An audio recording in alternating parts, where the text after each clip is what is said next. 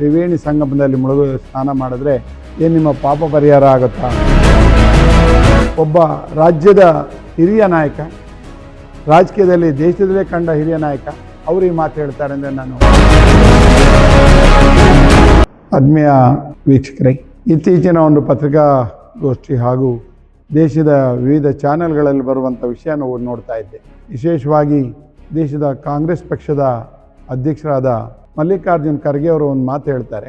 ಪ್ರಯಾಗ್ರಾಜ್ನ ಗಂಗಾ ನದಿಯ ತ್ರಿವೇಣಿ ಸಂಗಮದಲ್ಲಿ ಮುಳುಗು ಸ್ನಾನ ಮಾಡಿದ್ರೆ ಏನು ನಿಮ್ಮ ಪಾಪ ಪರಿಹಾರ ಆಗುತ್ತಾ?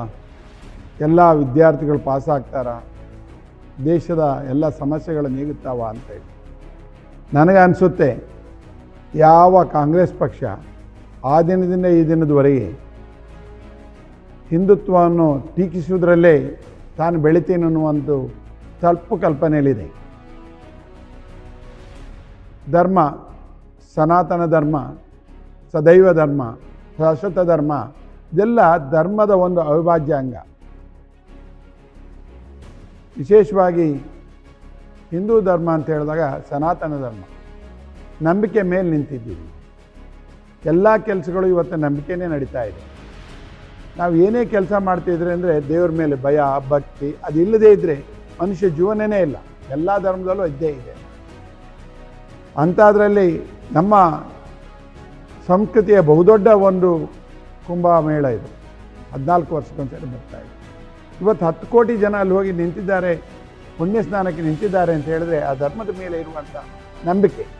ಇಂಥ ಒಂದು ವ್ಯವಸ್ಥೆಯಲ್ಲಿ ಒಬ್ಬ ರಾಜ್ಯದ ಹಿರಿಯ ನಾಯಕ, ರಾಜಕೀಯದಲ್ಲಿ ದೇಶದಲ್ಲೇ ಕಂಡ ಹಿರಿಯ ನಾಯಕ ಅವರು ಈ ಮಾತು ಹೇಳ್ತಾರೆ ಅಂದರೆ ನಾನು ನಂಬೋದು ಸರಿಯಲ್ಲ.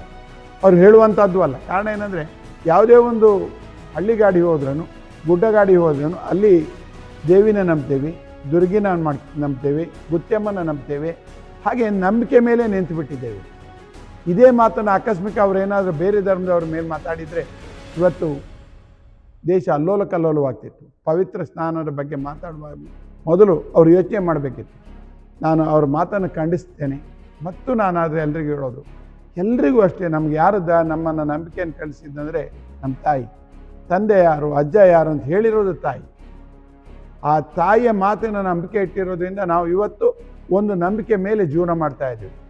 ಇಂಥ ಮಾತುಗಳನ್ನು ಹಿಂದೂ ಧರ್ಮದ ಮೇಲೆ ಮಾಡ್ತಿರುವಂಥ ಪ್ರಹಾರವನ್ನು ಎಲ್ಲರೂ ನಿಲ್ಲಿಸಬೇಕು. ಇಲ್ಲದೇ ಇದ್ದರೆ ಏನಾಗ್ತದೆ, ನಮ್ಮ ಸಹಿಷ್ಣುತೆ, ನಾವೇನು ತಾಳ್ಮೆ ಇದೆಯಲ್ಲ, ಅದು ನಮ್ಮ ದೌರ್ಬಲ್ಯ ಅಂತ ತಿಳ್ಕೊಬೇಡಿ, ಒಳ್ಳೆಯದಲ್ಲ. ಇದು ನೀವು ಯಾರನ್ನೋ ಮೆಚ್ಚಿಸ್ಲಿಕ್ಕೋಸ್ಕರ ಚುನಾವಣೆ ಟೈಮಲ್ಲಿ ಏನಾದರೂ ಮಾಡಿ. ಇವತ್ತು ಕೋಟ್ಯಾಂತರ ಜನ ಅದನ್ನು ನಂಬಿದ್ದೇವೆ. ಆದ್ದರಿಂದ ಇವತ್ತಿನ ಒಂದು ಧರ್ಮದ ಬಗ್ಗೆ ಅವಹೇಳನಗಳು ನಿಲ್ಲಲಿ. ವಿಶೇಷವಾಗಿ ಕಾಂಗ್ರೆಸ್ ಪಕ್ಷ ಇದನ್ನು ನಿಲ್ಲಿಸಲಿ ಅನ್ನೋ ಮಾತನ್ನು ಹೇಳಲಿಕ್ಕೆ ಇಚ್ಛೆಪಡ್ತೀನಿ.